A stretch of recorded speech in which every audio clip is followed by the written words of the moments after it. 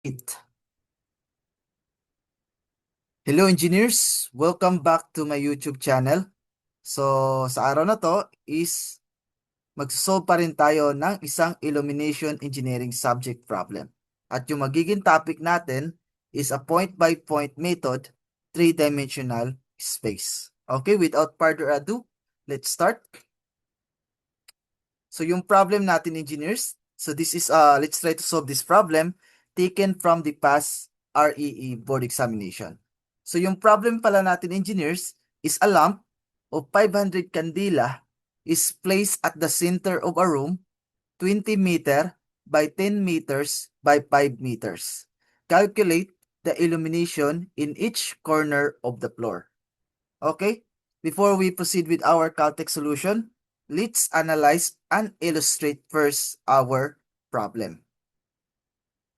So we have a three-dimensional space where yung length natin is 20 meters. Yung width natin is 10 meters at yung height natin is 5 meters. Sabi sa problem, yung lamp daw natin is ilalagay natin at the center of the room. So therefore, dito yung ating center. So therefore, dito natin ilalagay yung ating lamp. By the way, yung luminous intensity pala ng lamp natin engineers is 500 candela. So therefore, itong location ng ating lamp is kukunin natin yung kanyang location or dimension. So therefore, kalahati ng height natin is 2.5. Kalahati ng length natin is 10 meters. At kalahati ng width natin is 5 meters.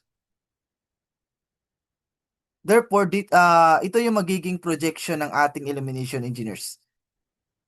First corner, second corner, third corner, and fourth corner.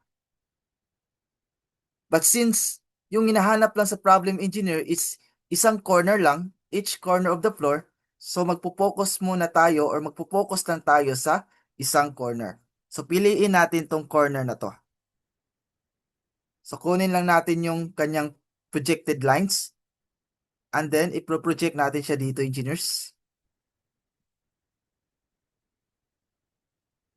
So therefore, yung magiging dimension ng space na to is kalahati ng length, 10 meters, kalahati ng width is 5 meters, at kalahati ng height, so that is 2.5 meters. So ito na yung magiging projection line ng ating illumination or luminous intensity. Illumination rather. So therefore, kukunin natin yung illumination sa corner na to. So paano natin siya isosolve using our calculator? So ito yung magiging Caltech solution natin, engineers. Enter or go to mode 2. So sa calculator nyo, engineers, punta lang kayo sa complex mode, which is mode and then 2. Next, input nyo yung formula natin. So yung ating luminous intensity is 500 candela, so that will be 500 times variable A divided by absolute value of variable A raised to the power of 3. So input lang natin to sa ating calculator engineers. 500 times variable A divided by absolute value of variable A raised to the power of 3. And then next, enter natin yung ating calc button. So enter calc button engineers, magtatanong siya ng value ng A. So therefore, yung ilalagay natin dito engineers is ito. Yung height, which is 2.5, plus absolute value ng ating length, which is 10, plus 5i, or plus sa ating width, which is 5, and then I. Then sa labas ng absolute value engineers, mag-a-additional tayo ng imaginary numbers. So therefore, yung magiging input natin sa variable A is 2.5 plus absolute value of 10 plus 5i times I. So input lang natin to sa ating calculator engineers. 2.5 plus absolute value ng ating length, which is 10, plus absolute value ng ating width, that is 5, and then imaginary.